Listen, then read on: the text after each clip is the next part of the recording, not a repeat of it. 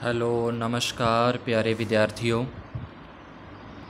अपने कक्षा 12 कृषि रसायन विज्ञान का पाठ नंबर 3 मृदा कोलाइड के बारे में अध्ययन कर रहे हैं, जिसके अंदर आज अपने जो बचा हुआ पाठ है वो पूरा करेंगे। सबसे पहला इसमें टॉपिक है अपना कार्बनिक मृदा कोलाइड्स। यानी कि मृदा कोलाइड्स जो होते हैं वो क्या होते हैं।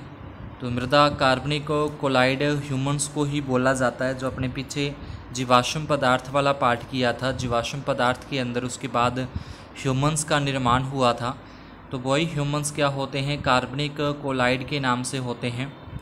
ह्यूमन्स गहरे भूरे या काले रंग का विच्छेदित अक्रिस्टलीय पदार्थ है जो कि जटिल पदार्थों का मिश्रण होता है। यानी कि जो कार्बनिक कोलाइड हैं वो भी क्या होंगे, जटिल पदार्थों का मिश्रण है। ह्यूमन्स कणों पर ऋण आवेश होता है, जिससे धनायन विनिमय क्षमता मृत्तिका खनिज से अधिक होती है। तो इन कोलाइड्स कणों पर भी ऋण आवेश होता है। ह्यूमन्स का निर्माण मुख्यतः कार्बन, हाइड्रोजन तथा ऑक्सीजन तत्वों से होता है। ह्यूमन्स का कोलाइडल संगठन सिलिकेट मृत्तिका के कणों के समान ही होता है। ह्यूमन्स के मिसल में 2 आयनिक परतें होती हैं। अब अगर ह्यूमन्स के मिसल की बात की जाए तो इसमें जो मिसल है, मिसल में 2 प्रकार की आयनिक परतें पाई जाती हैं, जिसमें बाहर की जो परत है वो धनावेशित कणों से होगी और अंदर की जो परत है वो ऋण आवेश होगी। पर अंदर की परत पर ऋण आवेश होता है, जबकि बाहरी परत पर धनायनों के समूह अधिशोषित रहते हैं। परतें दोनों ही ऋण आवेशित होती हैं, लेकिन बाहर की परत पर ऋण आवेशित होने के कारण ये धनायनों को अधिशोषित कर लेती है। मिसल पर हाइड्रोजन है, calcium, magnesium, potassium, sodium, ammonium इत्यादि धनायन के रूप में अधिशोषित रहते हैं। ह्यूमन्स की प्रकृति पीएच मान पर आधारित होती है कि वो अम्लीय होगा ह्यूमस या क्षारीय होगा या उदासीन होगा, वो उसके पीएच पर आधारित होती है। मृदा की अत्यधिक अम्लता की अवस्था में ह्यूमन्स पर H+ आयन दृढ़तापूर्वक उपस्थित रहते हैं, जिससे धनायनों द्वारा सरलतापूर्वक विस्थापित नहीं किया जा सकता। मृदा की क्षारीय अवस्था में कार्बोक्सिलिक समूह में उपस्थित H+ आयन का आयनीकरण हो जाता है। इसके आगे है अपने कार्बनिक पदार्थ, यानी कार्बनिक मृदा कोलाइड है और अकार्बनिक मृदा कोलाइड है। उसके अंदर अंतर है भी, क्या क्या दोनों में अंतर होता है। तो यहाँ पे आप देख सकते हो दोनों के अंदर अंतर अपने।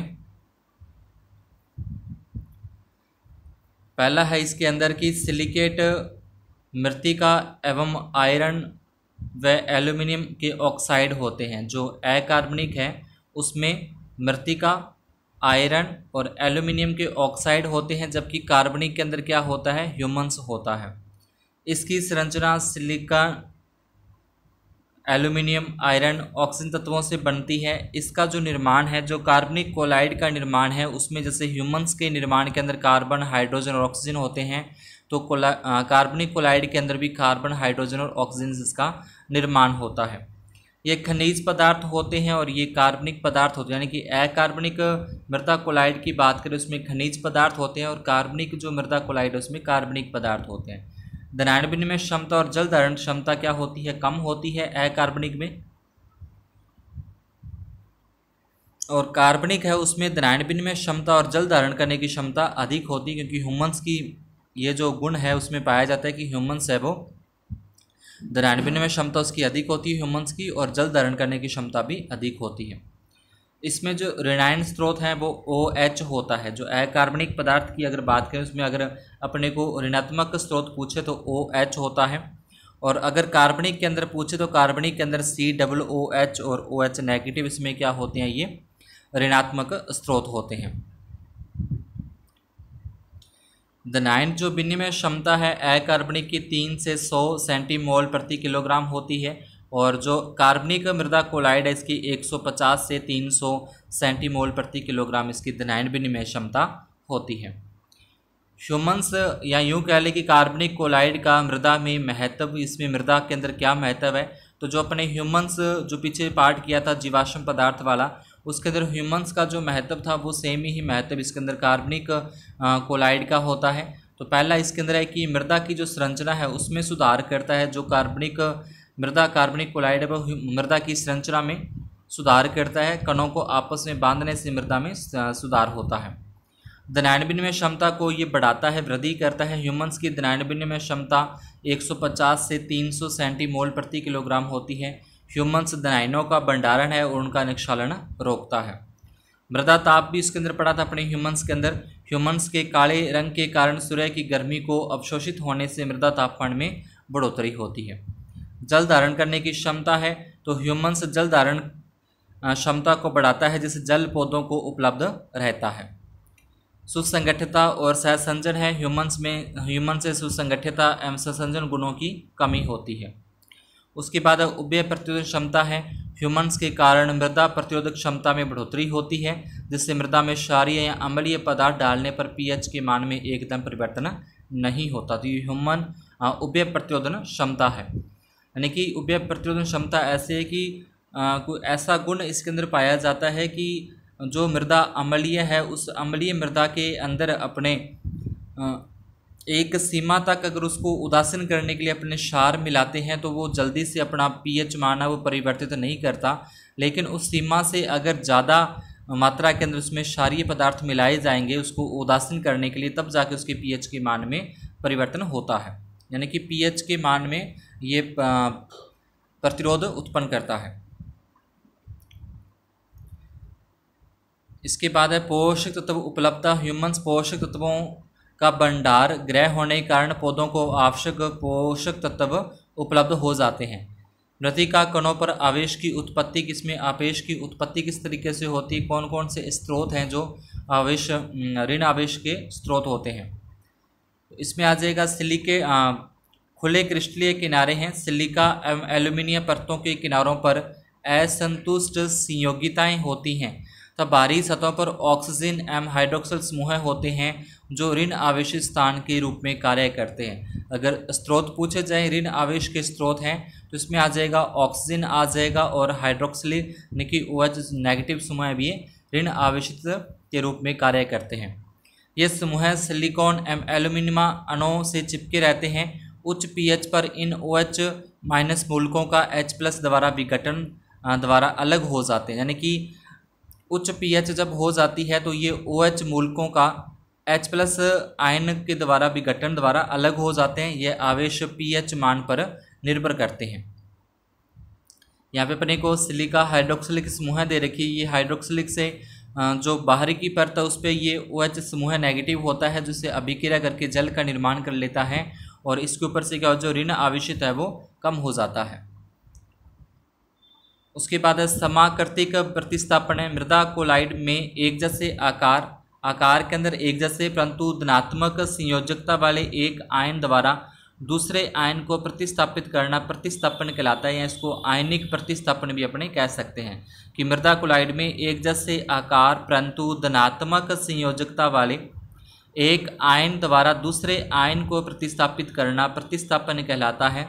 उदाहरण के लिए मृतिका के Si+4 का प्रतिस्थापन एल्यूमिनियम के +3 होने से ऋण आवेश रह जाता है। ठीक है, इस तरीके से ये इसका अपने को अभिक्रिया के रूप में प्रतिस्थापन यहाँ से दिखा रखा है। तो ये था अपना पूरा का पूरा चैप्टर। उसके बाद इसके कुछ महत्वपूर्ण बिंदु हैं कि मृदा कोलाइड का अगर व्यास की बात करें तो 1 से 100 मिली माइक्रोन तक होता है। मृदा कोलाइड्स के अंदर सहसंजन, आसंजन, सुसंगठितता, फैलाव, संकुचन, उर्निपिंडन और बी उर्निपिंडन इत्यादि गुण पाए जाते हैं। मृदा कोलाइड 2 प्रकार का होता है। मृदा कोलाइड्स क्या होते हैं, 2 प्रकार के होते हैं, कार्बनिक और अकार्बनिक होते हैं। मृतिका खनिज के रूप में अगर मृतिका खनिज के रूप में अपने से पूछा 2 प्रकार की होती है। एक सिलिकेट मृतिका होती है और एक आयरन व एल्यूमिनियम हाइड्रोक्साइड होते हैं। मृतिका खनिज 2 प्रकार की, सिलिकेट मृतिका और आयरन और एल्यूमिनियम हाइड्रोक्साइड। अगर सिलिकेट की बात की जाए तो सिलिकेट आगे 3 भागों में होती है। ठीक है, कैल्योनाइट है, मॉन्ट्रीमोलाइट और हाइड्रा समूह है। और अगर मृदा कोलाइड की बात करें तो मृदा कोलाइड 2 प्रकार की होती है, कार्बनिक और अकार्बनिक। सिलिकेट मृतिका मुख्य रूप से कैल्योनाइट है, मॉन्ट्रीमोलाइट और इलाइट के रूप में पाई जाती है। कार्बनिक है वो कोलाइड समूह है, मृत्तिका पर ऋण आवेश होता है। उसके बाद वस्तुनिष्ठ प्रश्न है कि मृदा कोलाइड कणों का आकार होता है, इसका वह नंबर आ जाएगा 1 से 100 मिली माइक्रोन इसका क्या होता है, आकार होता है। इसके बाद दूसरा प्रश्न है इसका, जिसमें पूछा अपने से कि निम्न में से 2:1 टाइप मृत्तिका खनिज है, तो इसमें आ जाएगा मोंट मोरिलोनाइट आ जाएगा। ठीक है, अब 6 नंबर ऑप्शन इसका सही हो जाएगा। और ए नंबर के अंदर क्या होता है, 1:1 पाया जाता है। उसके बाद है कोलाइड रसायन का जनक है, तो इसका थॉमस ग्राहम इसका जनक हो जाएगा। मृदा कार्बनिक कोलाइड है, तो मृदा कार्बनिक जो कोलाइड है वो ह्यूमन्स है, यानी कि 6 नंबर इसके अंदर आ जाएगा। कैल्योनाइड तो एक सिलिकेट मृदा का प्रकार है, इसमें पूछा है कि मृदा कार्बनिक कोलाइड है, ह्यूमन्स आ जाएगा। कार्बनिक कोलाइड की धनायन विनिमय क्षमता होती है, तो कोलाइड की धनायन विनिमय क्षमता 150 से 300 सेंटीमोल होती है। और अगर अकार्बनिक पूछी जाए तो यहाँ से 3 से 10 अपने इसमें बता सकते हैं। उसके बाद है अति लघुत्रात्मक प्रश्न है कि मृदा कोलाइड पर आवेश होता है, तो इसका आ जाएगा उत्तर ऋण आवेश होता है। उसके बाद कोलाइड के कण किस सूक्ष्मदर्शी से दिखाई देते हैं, तो इलेक्ट्रॉन सूक्ष्मदर्शी से दिखाई देते हैं। सहसंजन बल किसे कहते हैं, तो समान अणुओं के मध्य लगने वाला जो आकर्षण बल है उसे सहसंजन बल कहते हैं। सिलिकेट क्ले कितने प्रकार की होती है, सिलिकेट क्ले है वो 3 प्रकार की होती है। मोंट मोरिलोनाइट क्ले खनिज का रासायनिक सूत्र तो पीछे अपने को दे रखा है, वो रासायनिक सूत्र वहाँ से देख के लिख देंगे। कैलेनाइट की धनायन विनिमय क्षमता भी जो सारणी थी उसके अंदर अपने को दे रखी है। आयनिक प्रतिस्थापन जो भी अपने लास्ट टॉपिक पढ़ा था प्रतिस्थापन वाला, वो उसकी परिभाषा हो जाएगी। तो आज की क्लास में अपने इतना ही। अगर आपको वीडियो अच्छा लगा हो तो लाइक ज़रूर करें, चैनल पर नए हो तो सब्सक्राइब कर देना और आगे शेयर करना न भूलें। धन्यवाद, शुभ दिन।